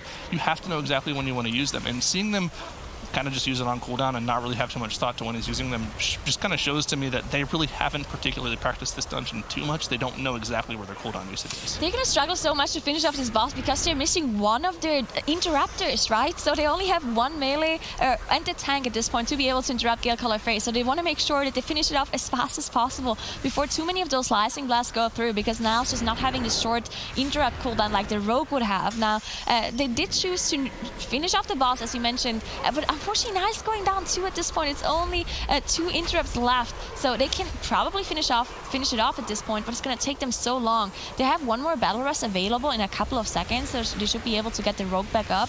But again, just costing so much time. While Black Mamba, on the other hand, they're already down the boss. They're doing this next Shadow Melt skip here to be able to go past the Enforcers and the Dwellers that are inside this room, and now they deal with the bridge area, getting their last couple of percentages before they can move on. But yeah, Big Money Crab's so much trouble in this boss here. I mean, these are small mechanics that we tend to not talk about too much because almost every single one of the teams has them down. The slicing blast casts from Gale Color Faye are roughly every 5 seconds or so. So a 3 melee DPS rotation should be able to deal with that. You know, 1 melee DPS at a time in rotation should be able to finish with, to be able to deal with that. Now with the healer down, they have, well, with the healer down, I think with the damage reduction rune, they could kite this out and still deal with the boss. It's just going to take them a long time to do it. But yeah, no, the thing is, even with 1 melee DPS down, they could go tank, tank DPS, then Warlock, then tank, then DPS, then they have to let one through. They would only let one kick through every 6 casts, which shouldn't be enough to wipe the group, especially with the healer. But it looks like they weren't used to doing that. Maybe the Warlock wasn't prepared. Maybe he had an imp out instead of a Fell Hunter.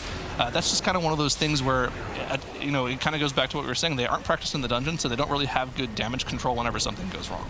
Yeah, they also, I'm pretty sure most of the deaths were to tornadoes, unfortunately. And that's also one thing that really comes to practice, because what we have seen from some teams in the past is they were just not interrupting some of the slicing blasts on purpose whenever Gale Color Frey had her buff up at 100 energy.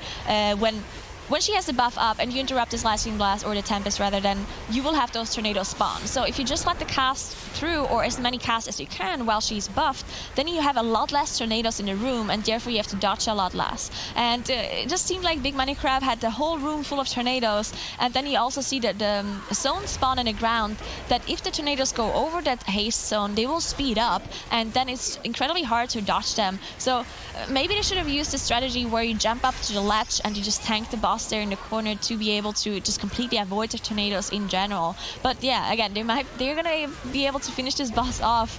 But with the healer dead, they don't have a battle rest available. They can't get anyone up. This is taking them too long. And once this boss is dead, they can't even rest anyone. So they all have to release and run back as well, costing them even more time. While Black Mamba, they're already on the Dwellers now, right in front of Lord Stormsong. And once they finish off these Dwellers, they're gonna have enough percentage to be able to go to the last boss room and get the last percentage there. Yep, I mean, Black Mamba, they're smooth sailing. They've dealt with all the hard trash in the dungeon at this point. All they have to do is deal with the final 2 bosses. And I don't really want to talk about it too much. Well, okay, I'm going to say it anyways. They have an Unholy DK. They're on the last boss. Maybe with some 5-buff RNG they can one-phase it, but I don't really think we're going to see that from them, from any team, because, I mean, not necessarily even Black Mamba, from any team, because, you know, if the Western region hasn't been able to pull it off in all of their attempts in Shrine of the Storm so far, I don't think we're going to see it in this entire MDI. Maybe we'll see it at BlizzCon, maybe when the teams have more practice with it, but man, I think it's something that could be done, and I can't wait to see it in Cup play. And if they're able to pull it off here, I'm going to go nuts for them. But yeah, that's the one thing we've been waiting for, right? We've looked at the comms every time, so maybe there's a chance they can do it. They have the Unholy DK, they have the Bloodlust, there's a chance, right? But then whenever a team tries to pull it off, they have something go wrong. They have the boss reset, or the healer go down, or another damage dealer go down. There's so many problems, and that's the problem with it, right? Because you need so much damage to be able to pull it off, to only get 1 intermission on the last boss, that people are just playing really risky, maybe not dodging out of the tentacle because they want to get out 1 more ability to be able to just get more damage out, and therefore they just go down, or the healer getting hit by something trying to min-max the DPS. And yeah, I just really want to see that. Envy's unfortunately dropping very low here as he tries to get rid of the Mindbender, the mind control, but he did manage to survive. They are fighting Lord Stormsong here while Big Money Crab... Oh, they were actually really unlucky now that I saw it. So both the rogues popped their cloak for the first Mindbender, the mind control, and the DK popped the AMS. So 3 people were immune to the Mindbender, and the only other target to be able to get hit by the cast was the Resto Druid. So they were very unlucky to not get rid of that Mindbender completely. Yeah, pretty unfortunate, but I mean, they're so far ahead right now that small things like that don't matter. And yeah, we keep talking about Black Mamba. I mean, their 2 sides have been showing this dungeon. We saw the bad side in the first 5 minutes of the dungeon when they wiped twice to kind of silly trash pulls, and then now they've been playing like their good side. And I think, honestly, this is the Black Mamba that we've seen most dungeons. They will wipe randomly twice in the first 5 minutes of the dungeon, and they'll play perfectly for the rest of the dungeon. And it's kind of whether or not the other team's been playing clean all dungeon comes down to, you know, how Black Mamba ends up doing the tournament. And we've seen tournaments where they will get second place in the tournament because they play against teams who just can't pull it together. It seems almost like Black Mamba doesn't really have their own destiny in their hands. They just kind of are hoping for the other teams to make more of the mistakes than them, and that's not, you know, that's good enough to get second and third place finishes, but I don't think you're ever going to win a tournament that way. Yeah, definitely not. I mean, it's definitely a huge problem for them in general, but the one good thing that is going in their favor is that they can actually keep it together even when they have those wipes, right? So other teams might get tilted, they might not be playing properly anymore and make even further mistakes later on into the dungeon, but Black Mamba, just being able to finish off the dungeon and just keep their head in the game, just keep playing properly, it's just good on them, not having any of those mental problems. While Big Money Crab, on the other hand, unfortunately had a big wipe here coming in on one of those trash packs, and I think they pulled the cultist and they had a bunch of AoE casts go off, just not timing their interrupts properly. Yeah, I didn't see what happened to them, but they only have 2 more deaths than they had when they were on the second boss. So I'm not sure what happened. Maybe they were able to reset their pull and finish off the trash back, or maybe they had a couple deaths at the end of the trash pull. That's really weird to see from them. We don't normally see teams even pull that trash back in general, but maybe once again this is like a live strategy. They're unlocking that reset, that skip. The brazier skip as well, so they have that available with them as well. But yeah, no, that's interesting to see. They're just kind of opting to go for almost what looks like a complete live strategy where they just deal with all the trash percentage, exactly like what you would a push key from them. So just, I'm interested to see how close this would be if Big Money Crab was completely clean all the way through. They would probably be on the final boss right now, and it'd be a pretty close race to the finish. But, unfortunate to see those couple of wipes, especially the second boss. I think they ended up losing almost 3 minutes on the second boss by having 2 DPS down the entire time. And they were able to finish it off, which is impressive to see in general. But, I mean, in the MDI, being able to salvage a messed up pull is not exactly... you kind of have to be ahead to have that make a difference in the dungeon. When you're already behind, you're just kind of, making the best of a bad scenario. I mean, we saw it in the Italdazar, I think, last week from Method and A, where Lighty almost made a dungeon-saving play on what should have been a full wipe. He was able to kite out a pull to a point where Method and A was able to finish the pull, but unfortunately at that point, they were already behind in the dungeon. If the other team had already made a mistake at that point, that could have saved the dungeon for them, but, we're seeing it here from Big Money Crab. They're making the plays kind of too late. Yeah, most definitely. And if you play this strategy that they're playing with the live strat, where they go slow but steady, then they can't make any of those mistakes, right? The mistakes that Black Mamba is doing, they at least are doing them when they do those huge MDI pulls, right? They are going risky pulls, and therefore they are making mistakes. But if you're Big Money Crab and you do those saver pulls and you go steady through the dungeon, then you can't have any of those mistakes, else you're just going to fall behind, as we can see it happening right now. Now, Black Mamba, they are fighting Volsip. They're in their first intermission phase. Unfortunately, they only managed to get the boss to 84%, so it's very highly unlikely that they're going to be able to finish off the boss before he casts his second intermission phase, as they're dealing with the denizens here in the first intermission. Now, once they're out, they probably are going to deal with some of the trash still with this middle pack here as well, just because they still need the 11% trash, so they have to deal with it.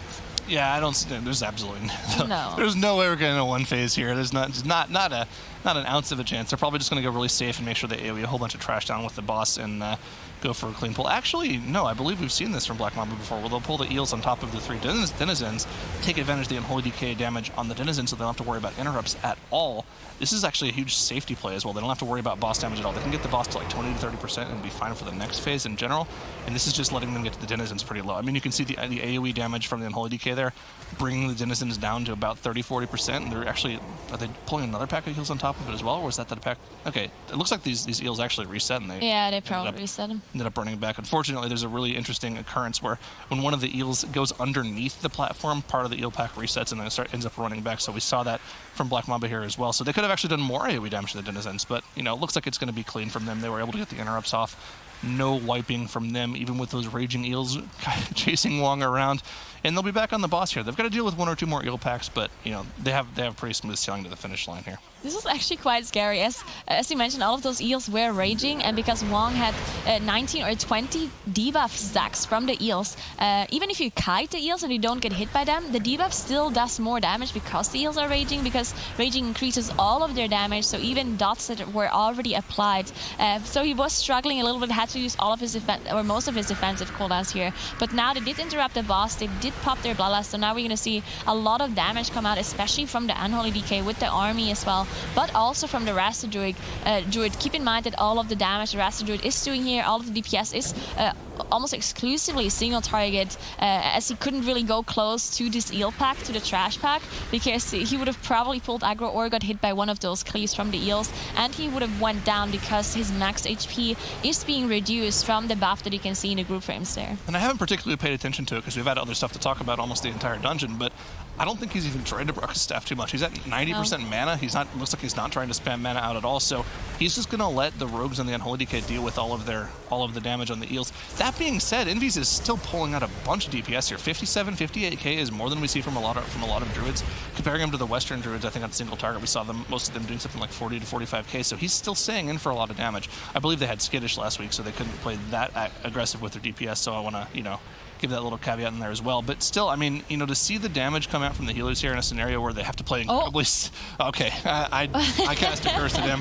Now, like you mentioned, the problem with that buff, with that damage buff, is you have 10% of your normal HP. So yeah, you're doing 3 times the damage, but you get touched by literally anything, and you die, as we see there. So he's not going to have the damage buff, and all of what we were talking about is completely useless now. Yeah, unfortunately he did go down. It could have been either a tentacle that also spawns in the intermission phase, so you gotta watch out for those, or maybe he even drew aggro from the tank at the Denizen that spawns in the intermission phase. Definitely can happen. Usually it doesn't for Prod Warrior specifically, because they can tank the at, and they don't have to kite it usually. But some other tanks, they just don't have the tank ability to be able to tank this Denizen because it does so much damage. They have to start kiting it, and then Raster Druids tend to, or just healers in general, tend to pull aggro from it. But for Prod Warriors usually don't have as big as a problem. But Envy's going down, meaning they might get another intermission phase, but it looks like the boss is dropping quite fast, so they should be able to finish it off before the next cast goes out. Yeah, and they still have 4% trash to deal with, so Envy starts spending that. Okay, no, he actually just died, so it doesn't even matter. He doesn't have any staff stacks left to do the AoE, but yeah, this is going to be nice and clean. Just pull 2 eel packs, make sure you get the AoE off, and then Holy DK. And I mean, this was not a clean dungeon. Both of the teams played very, very safe, and even on top of that, they had 2 wipes, and I feel like either of the teams could have taken this. I mean, Big Money Crab, it's kind of unfortunate to see those 2 wipes from them, because they were definitely on pace to take this series 2-0, but, you know, Black Mamba once again kind of getting away with a playstyle that shouldn't win maps, but for them, it ties them up in the series 1-1. And that's just enough for them to be able to take it on that one, as Black Mamba is enjoying some crab cakes on that one, but I'm also having my heart break every single time I see a healer die in Volzith. Yeah, we were talking about it in the green room. I was like, dude, their healer's going to die. For some reason, Black Mamba, I don't know what Envy's is doing on that boss, but it feels like every single time they pull it, he ends up dying to the tentacle, or he pulls threat on the ad and ends up getting meleeed, or just like random things happen every single week. So it's going to be... It's not looking good. That's why I have trust issues. So that was you guys, not me, right? Like, that was you guys talking about it and not me Oh, talking not about you it? cursing it? Okay. I just want to make that clear. Like, it's not me this time. That's right, for once. Okay. It's not you onto that one. But they are tying up the series with that 1-1 tie-up on Shrine of the Storm. And we've talked about it, like, the raging affix starting to come into effect whenever people are missing kicks and missing these interrupts. Yeah, I mean, not only just the raging, but the fact that the checkpoint for the instance is at the very beginning up until Lord Stormsong dies. And in addition to that, pretty much everybody's doing like these massive death skips and not even getting that ritualist down to get their other skip available to them. Just requires, if you have any mistakes in this, it requires your team just like so much time to run back. Black Mamba just doesn't end up having any mistakes in the back half of the instance. All of their mistakes are in the front half. That was actually a really sick snap spot, and I think that we're probably going to see more of that moving forward from other teams, because Black Mamba also has done some stuff in the past where they'll like tank the boss like near the ledge, and then there was also that spot on that far right hand side where the tank is like standing on top of that little rock as well, that other teams have adopted in the past. Black Mamba actually does a lot of very unique things that we've only seen from like other East Cup teams that have been bleeding over into other teams. So it's interesting because they do so many good things, but then they just have like the world's worst like opening half of Shrine of the Storm that we've seen. So I don't really know how to feel about them. It's a very weird situation, and you mentioned of having East strategies bleeding over to the West. We saw it previously with Gale Collar Faye on that boss, where they just moved into the corner so that everybody could DPS. There's a couple of West teams who had tried something before, but not too many, and then after that happened, you started seeing it become much more popular. I'm interested to see if that snap spot comes into play a little bit more. But how was the Warlock in particular on that run? I mean, losing out on, I guess, a shorter interrupt, so they're just having less uptime onto that one. Tank might be taking a couple more casts.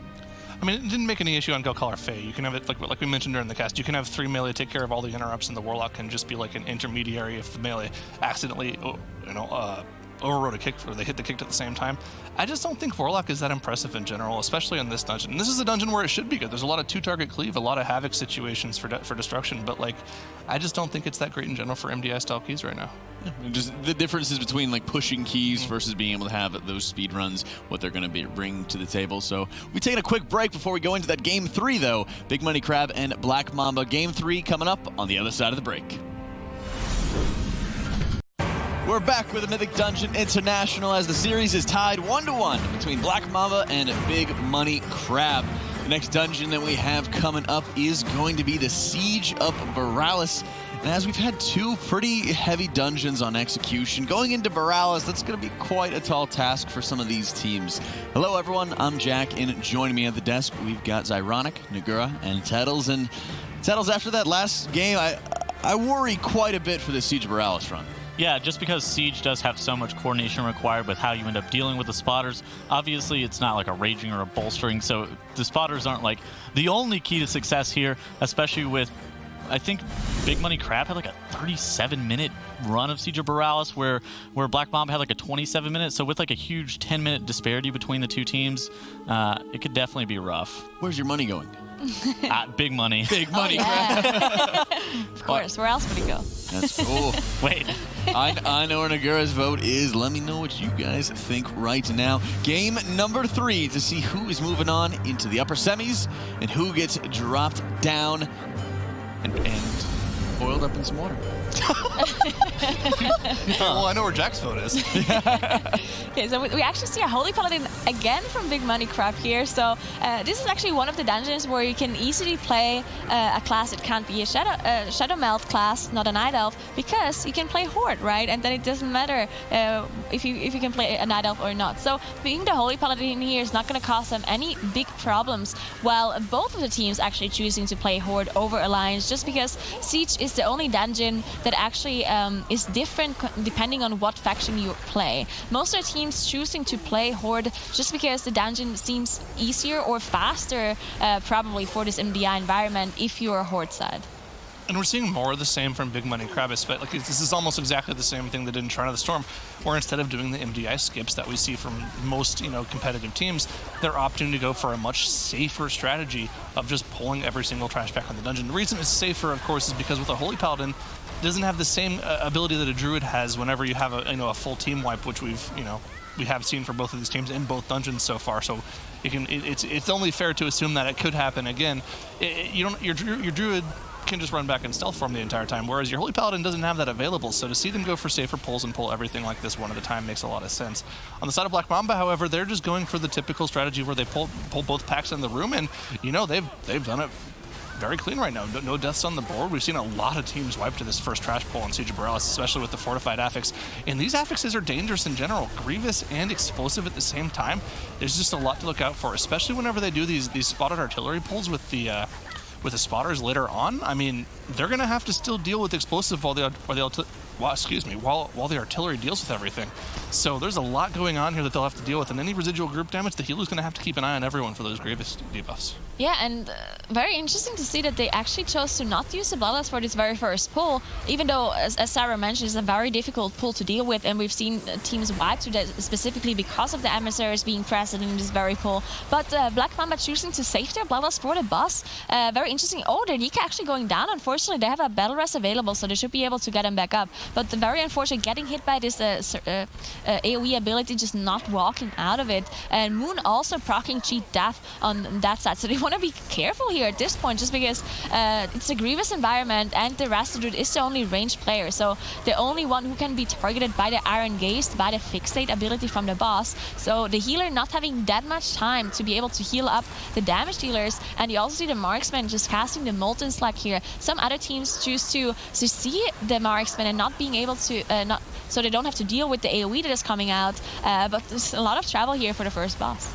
I want to point out once again, just a recurring thing this entire series, check out this sick Warlock damage without cooldowns coming out from Niles there. Now actually Nim, I believe, is what his Horde character name is. Yeah, it's just so ridiculous to me that a class is just so useless outside of their cooldowns. I mean, the Infernal's up, the Dark Soul's up. Check out what he's doing on AoE here. And of course, he's not going to have that available for the boss, unfortunately. But you can just see, I mean, it doesn't make much sense to me that there's classes in the game that can literally hit one button, Blade Flurry, and do more damage than every other class in the game. Unfortunately, for Big Money Crab, tag goes down. Their only battle res is from the Warlock here, and it looked like he had the Fixate as well from the boss, so there's not going to be a res coming out for him because he has to kite the boss around, and that's going to be a full team wipe from them. Another problem with having the ranged player in Siege of Borealis is they're going to get targeted by that Fixate every time, especially with a Holy Paladin who typically counts as a melee class, whenever they get targeted for ranged abilities, the Warlock is going to be the only person to get that fixate. He's going to be running circles around the entire room. No chance of getting a battle res off for him. Yeah, huge problems here for Big Money Crab as they have a full team wipe coming in. This is going to cost them so much time. We see, fortunately for them, they did clear all of this trash at the very start, so the Holy Paladin is able to release and just walk all the way back. There's some gathers here, but he should be able to deal with those. Oh, he's actually using an Invis Potion, okay, so to get past here, as they were using the Shroud to get past this very specific trash here. So has to commit the Invis Potion, but at least he's going to get off the Master as well. Black Mamba, they dealt with the first boss, even though it did cost them quite a bit of trouble. They were dropping very low there at the very end, and it also seemed like they were wiping, but thankfully managed to finish it off. Both teams just having so much trouble. And I mean, Grievous is one problem on the first boss, but also explosive, right? If you have all of those Vanguards, all of the marksmen being CC'd there, just because they're CC'd doesn't mean that they're not going to spawn explosives, right? And having a full melee lineup, especially for Black Mamba's side, is going to be hard to deal with all of the explosives if you have a marksman CC'd very far away from the boss. Now, Outlaw has increased range to be able to deal with them, but it's still not going to matter if it's very far away. So just both teams having trouble here in the first boss. Yeah, really unfortunate to see that. And of course, like you mentioned, Black Mamba did have to use their battle res, so they don't have it available for the next 5 minutes or so for them. So we'll have to keep an eye on them, see if that death is going to cause problems. That we'll definitely get to the second boss, Dread Captain, before that comes up, if they go for what we normally see for MDI routes for this dungeon. So here we go, first spotter of the dungeon. Let's see how they use it. Looks like they did the first trash pack pretty clean. We'll have to see how they're able to use it for the rest of the trash here. And I mean, the big thing to look for here is how well they're dealing with explosives. Of course, with 2 Outlaw Rogues, they should be totally okay with those. Outlaw Rogues have plenty of utility to easily deal with explosives, and on top of that, get free cleave on the rest of the trash in the form of Blade Flurry as well. So there's a lot going for them with their comp here. This is just another problem, you know, this is another X mark for the Warlock here. The only real good way they have to deal with the explosives is that Conflagrate ability, and that has like an 8-second cooldown. It has 2 charges, but usually you're not thinking of using that, you know, on explosives. You're just using that whenever you want because it buffs the cast speed of your other spells. So he's not going to be looking to sit on those charges to deal with explosives.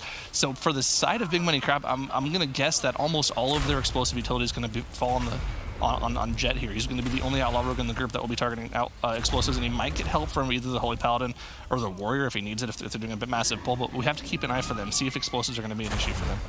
Yeah, unfortunately, the healer Envys here for Black Mamba got the artillery, and it seemed like he was actively trying to not put the artillery on top of the buffs, but they still managed to finish them off, and they also finished off the spotter at the very same time as they finished off all the other trash, so very efficient damage distribution for Black Mamba here as they do this skip, where the stack form is actually very efficient here, specifically for the skip, just because the DK has no ability to be able to jump over to this bridge, but because the stack form allows a player to jump on your back, they just use the wild charge and the stack form to be able to get the DK across on the other side. So well done by them as they engage the second boss here, Dread Captain Lockwood. And again, they don't have any battle rests available, so they want to be sure that none of the players go down here to one of these frontals from the Cannoneer, for example, or this artillery that you can see go down at this point. You see the spotter here being on the right side as well, probably being CC'd throughout the combat by the Rasta Druid because they want to use the spotter for the trash right after this boss. Well, it's weird because it almost looks like they've been trying to not hit the trash with the spotter, like they're letting the Unholy DK do the damage. This Resto Druid moving in with a spotter is almost, I think this is the first time I've actually seen one of the DPS actively try to get on top of the trash to cleave it down. We see them actually able to pull it off there before Dread Captain comes down. It looks like they were trying to use the trash as like an engine for Unholy DK damage, but at the same time, the Unholy DK is lowest on the damage meters, so it doesn't look like they were particularly trying to deal with it that well. They didn't deal with it that well. However, they did eventually deal with the trash before Dread Captain came down a second time, so, and no deaths on the board. So, you know, as inefficient as it looked from this end, they were still able to pull it off, you know, relatively cleanly. And of course, they were able to pull the rest of the deckhands in and deal them pretty safely as well. So, I mean, it looked scary for a while. We saw it go on both rogues, and neither of them even tried to put the artillery on top of the boss. Even the Holy DK wasn't on top of the boss with it. So it just looked like it was going to be pretty dangerous for them for a while there. Yeah, and it looks like they didn't get the boss very low either. Boss is on 57% as the second intermission phase starts, so they're very likely not going to be able to finish this boss in the next normal phase when she comes back after finishing off this Cannoneer. So they probably have to deal with 2 more phases. That's something we've seen from most. Unfortunately, like 70 going down here, one of their rogues, they don't have a battle rest available, as we mentioned, got hit by one of those artilleries and did not have cheat death available. So just going down there, they're going to have to finish finish off the boss with only 2 damage dealers left. So they want to make sure that they do this properly at this point.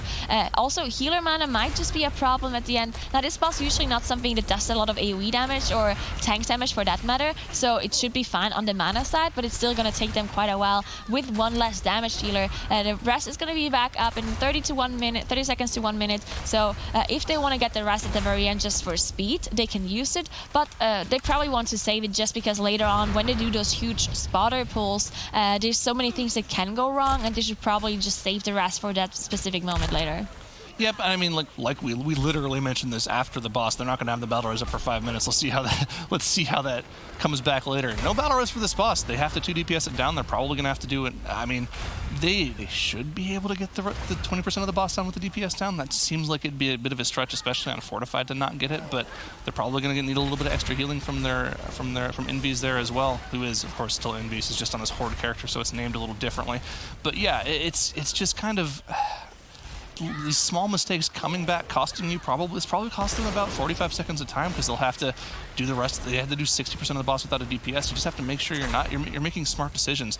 I don't really know, what could cause a DPS to go down on this boss, because you have plenty of time to find a safe spot and make sure you're not getting hit by any of the abilities here. It just seems kind of lazy. You even see Moon, he used the cloak there because he knew he was going to get hit. Like 17 still has the cloak available, didn't even try to use it defensively.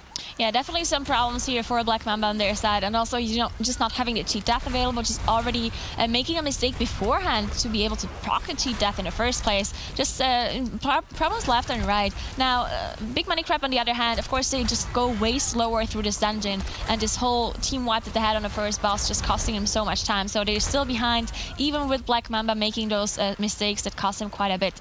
Now, one thing to note here, both of the teams are Horde, right? So none of them have the Shadow Melt available. That means that the healer cannot drink, because they're going to be in combat with the spotter for a very, very long time. So you want to keep an eye on the mana from both of those healers, because there's no way for them to Shadow Melt and sit down and drink.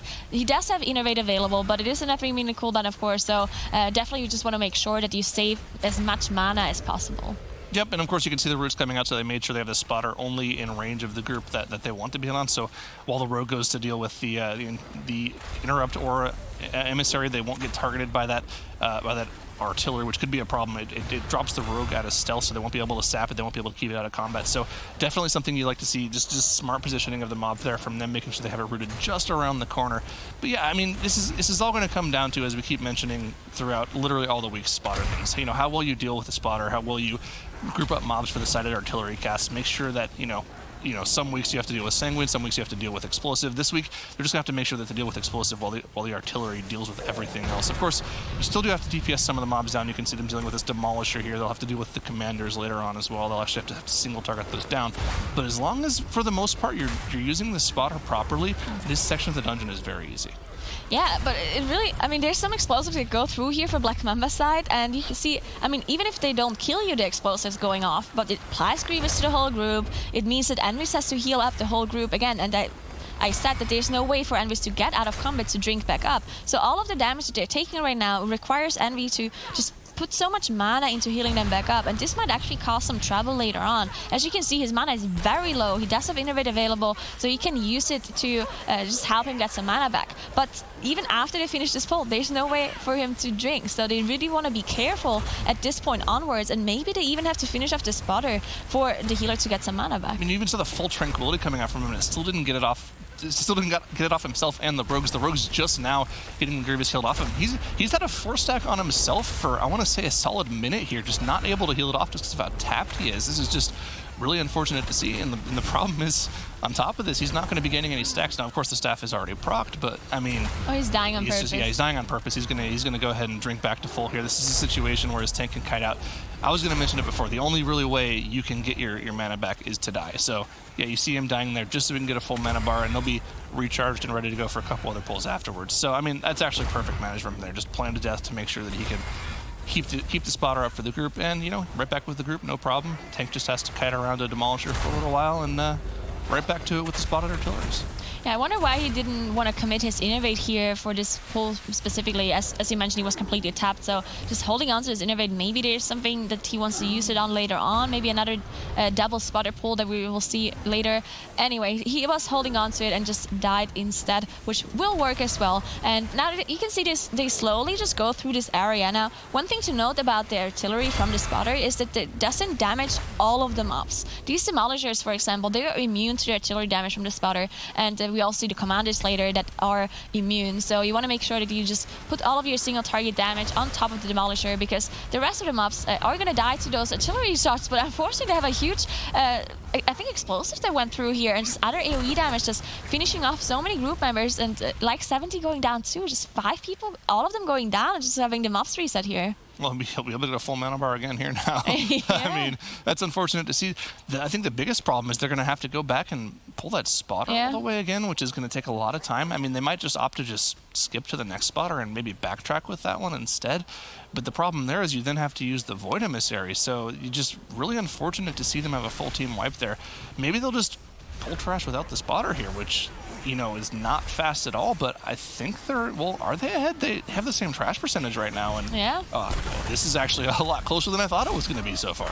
Yeah, this is definitely going to be a lot closer now. This was the opening that Big Money Crab needed. They just needed to have one of those huge team wipes, lose a lot of time, something we've seen from Black Mamba and Shrine before, and now all of a sudden Big Money Crab is able to catch up. But I believe they actually did not carry the spotter through on their side, I believe, so they're definitely going to have to deal with this trash without the artillery damage from the spotter, meaning it's going to take them quite a bit longer compared to Black Mamba, because they do have the spotters available to them. But the fact that this is causing so much trouble and so many problems to Black Mamba, maybe it really is safer that, with Big Money Crab's strategy as they go through without the spotter, and maybe that's what makes them catch up here in this very area. As you can see, Black Mamba is having so much trouble. Everyone dropping incredibly low. You can see 4 Grievous stacks on everyone, and Envy's getting stunned here at the very last second. He just can't heal the Grievous stacks away from his team.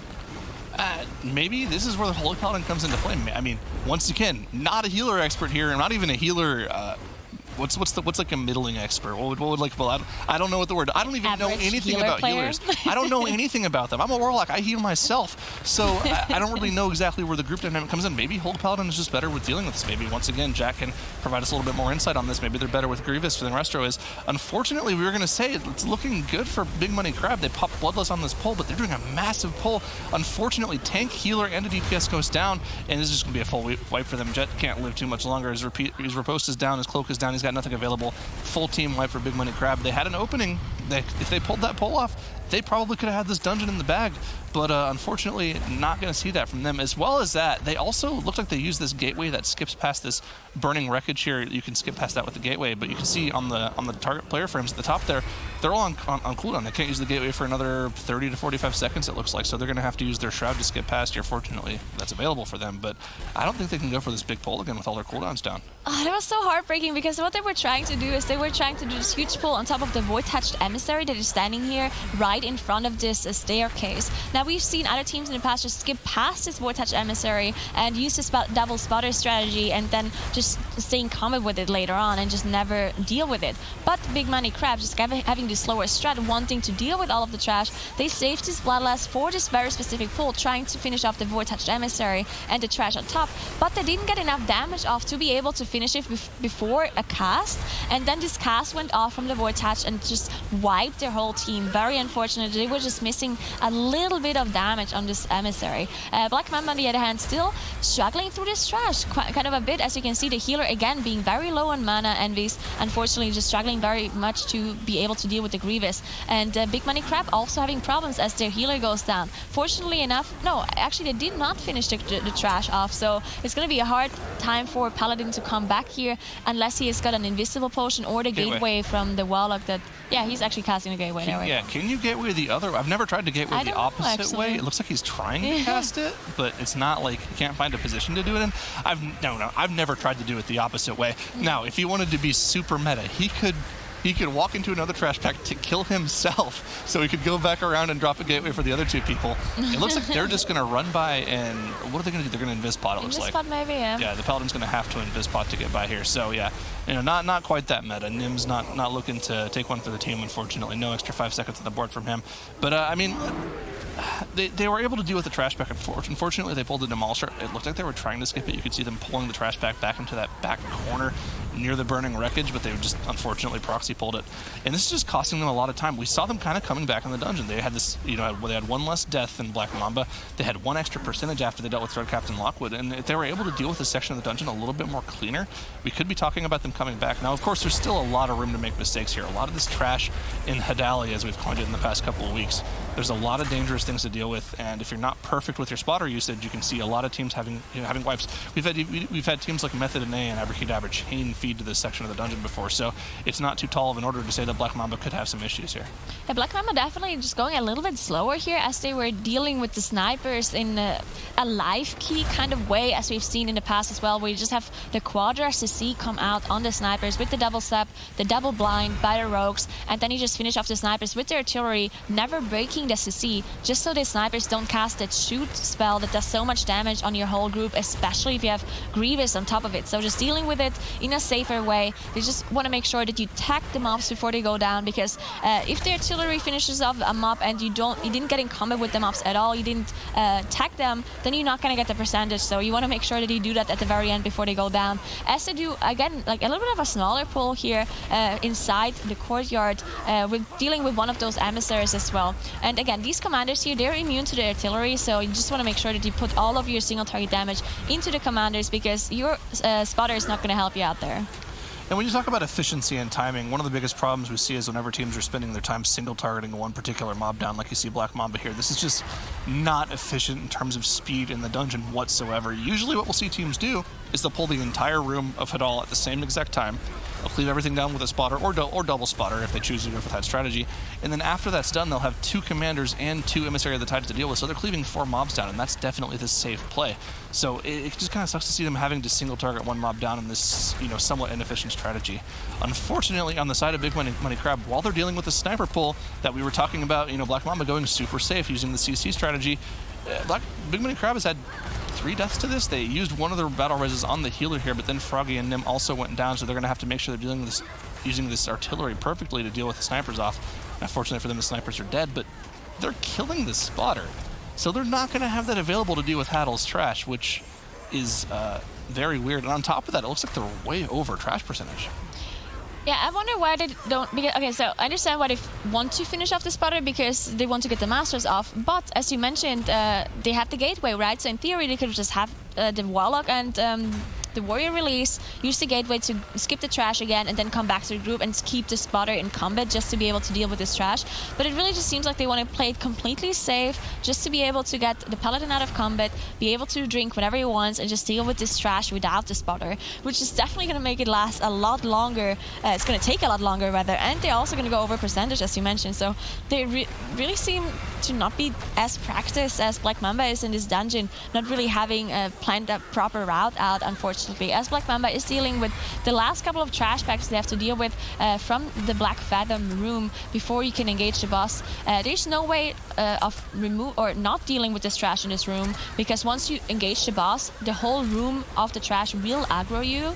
So they will just go over percentage on Big Money Crab's side, as Black Mamba also going slightly over percentage, as they had to finish off the spotter as well, but they're now on 100% and they only have 2 bosses left to do for their side. Hey, dungeon designers, take note. This is how you force MDI competitors to deal with your trash. Make it so it automatically pulls when you pull the boss nearby. I feel like this is actually something interesting. I can think of 3 off the top of my head boss rooms where you have to pull the trash in order to deal with the boss.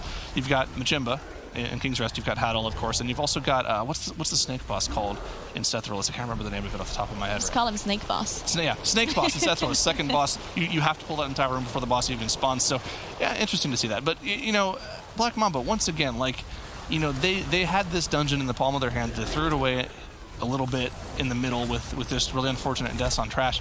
You know, Big Money Crab, they had a chance to win this, and I'm going to be honest. If you told me coming in today that I was going to see a Warlock in the MDI for the first time this year, I would have had my eyebrow raised. If you told me they went to a Game 3 and had a chance to win the series, I would have called you some pretty bad words, because there's no chance that would ever happen in any world whatsoever. But, you know, it's kind of impressive to see the way they've played, even though they've only played sort of like a push key strategy where they try to play super safe, and maybe they're not used to doing 18s, maybe they don't do 18s on live, but it's just interesting to see different classes once again. I mean, we had one game this series where 8 of the 10 classes that we were seeing were off pick, you know, out of the 10 classes. So, you know, it's just interesting to see a different view on what classes can do, especially with this new SS system.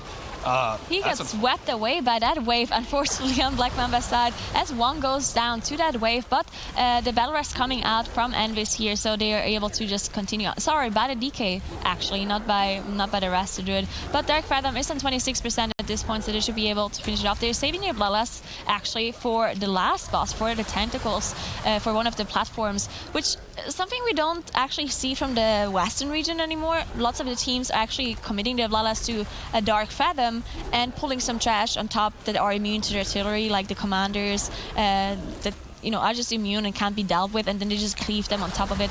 But Black Mamba, probably knowing that they're decently far ahead, don't have to do any of those risky pulls, just finishing off the spotter and the commanders without engaging the boss, to be able to get out of combat and have the healer go drink up, as they had some trouble with mana on their side. As Big Money Crab now finished off the trash as well. They are on 100%, but they're a whole boss behind. So, and on top of that, they also have a 6 death difference on their board as well. So just huge problems for them here in this whole area, really. I mean, they were looking decent when Black Mamba had this huge wipe, but then they just had so many problems, unfortunately, as well, meaning there's just no chance at this point. It really requires Black Mamba to have a full team wipe on this last boss, which, again, it can happen. Explosive is actually decently difficult on this fight, just because you have them spawn on all of the tentacles. So if you commit on a gripping tentacles, and then you have 2 demos spawn at the same time, then there might actually be quite a lot of explosive that spawn around the demos while the damage dealers are away. But tanks are pretty decent at dealing with the explosives as well, so it, in theory, shouldn't be a problem. We should just be happy that explosives can't spawn on Vitgoth in the middle of the room. That would be really funny to see. Just you'd have to have a ranged class, or you'd have to have a rogue hop out there and pistol shot it. You know what? I would love to see that. Let's toss that in for the MDI just for fun. But yeah, there's definitely like a hidden difficulty increase. You see like 17 proccing cheat death there, unfortunately. So won't have that for the rest of the fight. But you know, they do have battle res available. They still have 1 battle res available. I don't think their second one will come up at some point. It's still like about a 4-minute cooldown before the second one comes up. But yeah, they'll have the 1 battle res available in case something goes wrong. No staff proc for Envies as well, but the first platform's already down for Black Mamba. So I'm interested to see really the only major differences we see at this point. Some teams commit their Bloodlust on this platform just so they can skip Demolishing Terrors, but just looking at the way Black Mamba is playing, they're probably going to opt to go for the super safe strategy where they only deal with, where they'll just kill a second Demolishing Terror, because they probably aren't looking to pump out the damage needed to completely skip that third one.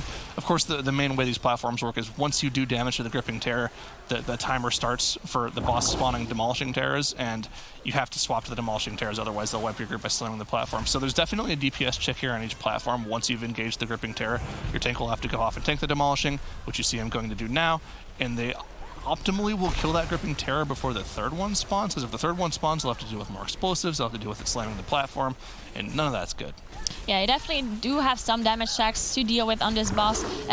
Not committing their Bloodlust here for the second platform, so they very likely are going to use it for this tentacle, the gripping tentacle push on the last platform. Now, I think we've only seen a couple of teams that actually dealt with the Demolishing Terror on the last platform, and most of the teams just really commit to the gripping, don't want to deal with any of those just because the first one does have increased health, so they just ignore it completely and want to make sure that they burst down the gripping before anything bad happens. But sometimes some teams miss the damage check. Well, they don't miss the damage check, but they just have troubles at the very end because it takes quite a while for you to jump into the cannon and to shoot the last shot that is going to finish off the boss. So sometimes there's going to be more demos spawning while this whole RP is happening, basically, and then things can go wrong and your team can go down. So we definitely saw some close calls here at the very end. But with Bloodlust, it really should not be a problem. As you can see, the Gripping Terror is just melting. There's one more demo that spawned, but one of the rogues can off-tank it with Riposte, as you can see, like 17 popping his Riposte right there. And they should be able to shoot the last shot on Vagab and be able to finish this 2-1 against Big Money Crab. Like 17, putting his money, putting his big money where his mouth is and going down right as the boss goes down. But yeah, Black Mamba, once again, they're not looking that clean, but they do take the series 2-1 over a team that, you know, honestly, they didn't look too practiced, but they gave us a Warlock showing, so I like him.